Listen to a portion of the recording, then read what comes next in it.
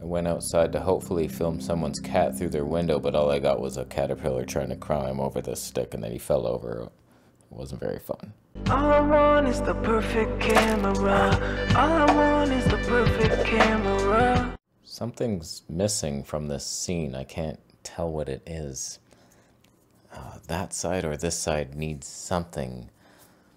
I wasn't douchey enough. I didn't have a Squarespace ad. I wasn't doing this properly. The YouTube game is sponsored by Kellogg's. Actually, today's video is quite sponsored. TTArtisans reaches out to me. I think I reached out to them, if anything. And I wanted to see 500mm 6.3 prime. I've seen some reviews, and one guy said it had 3D pop. That was enough to make me run to the TTArtisan factory and be like, sign me up. I want in on that. So here's what you must know about this lens before thinking it could work in your life. And then we get to the footage, which you'll be blown away by. I could not believe what I was witnessing. It makes me rethink my whole life. Like Sony 200 to 600, never again.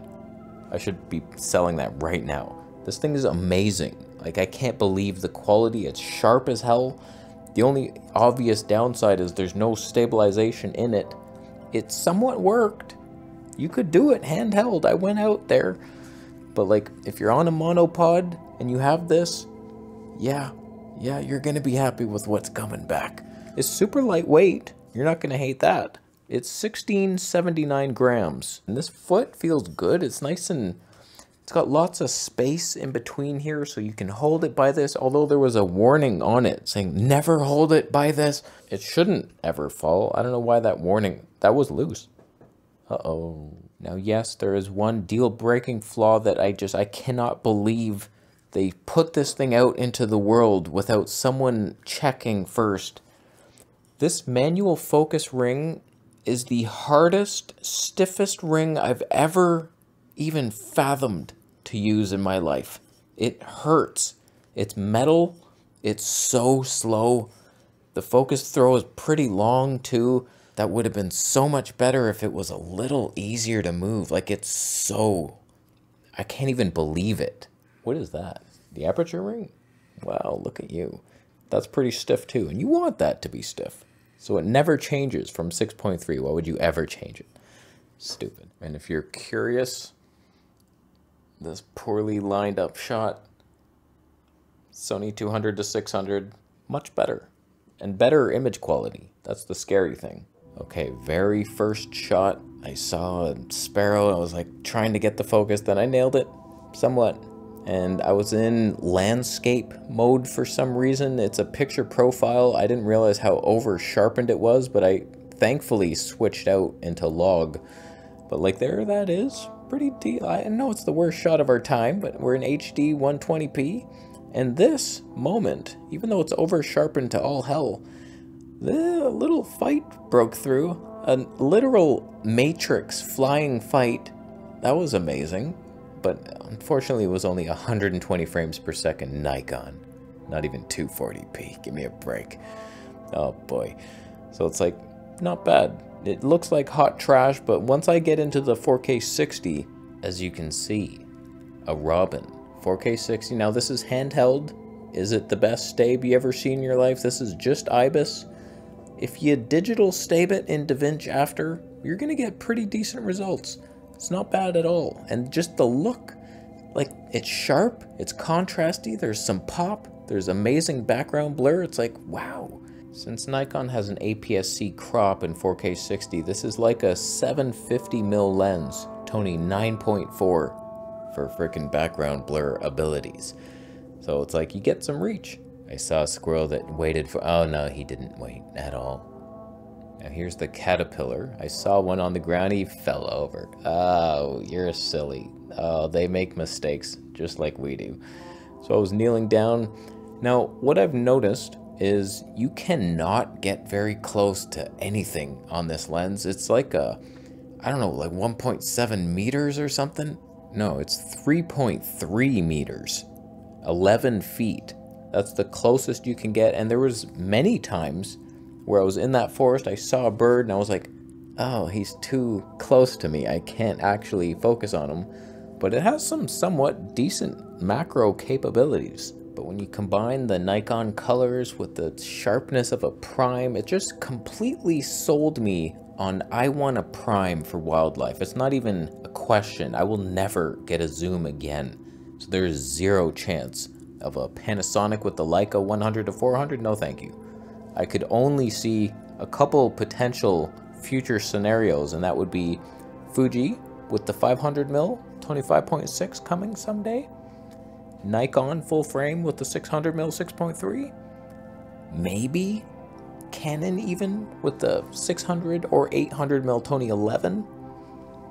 Potentially Olympus gets their stuff together. They stop making sushi for a bit. We get that 300mm Tony 4 prime.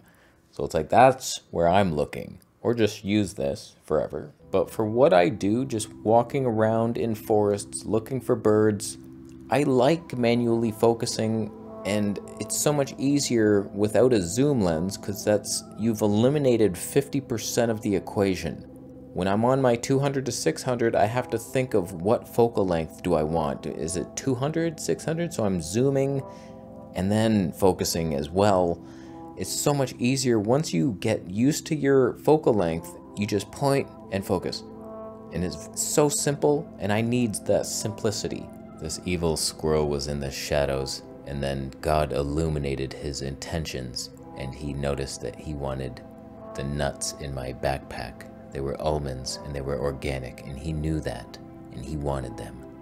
And I forgot to throw him any, because he was very farther away than it looks like in this shot.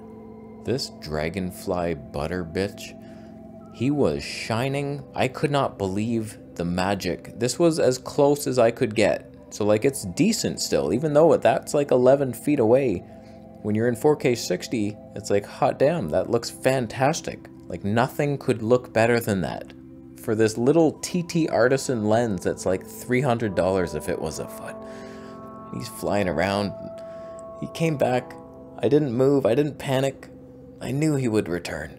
And it's like, damn, I love this lens. I tried a little HD 120, and I should have pressed record earlier on that one. That really was damaging in my life, but I did topaz enhance it. Huh? Little 4K, little slower motion. I don't mind that. I do not mind it. I would say Nikon does not have the best looking HD 120 in the ZF, so that worries me very much. What their Z6 III with the HD 240 with a crop and 8-bit. That's probably going to look like hot trash, and we are stuck in a situation where Sony is the only camera system that makes sense. And they have no prime for some reason, only the super expensive ones. Where's my 800mm? Where is it, Zone? I asked my fiance to film myself, and I ran to a tree hoping that I would be in frame, full body, and lighting was interesting. It was terrible, but 3D pop, it was ours. 500mm, can you imagine that on a tripod? I asked too much of her, but she did it. She did it, not bad. It's a decent lens.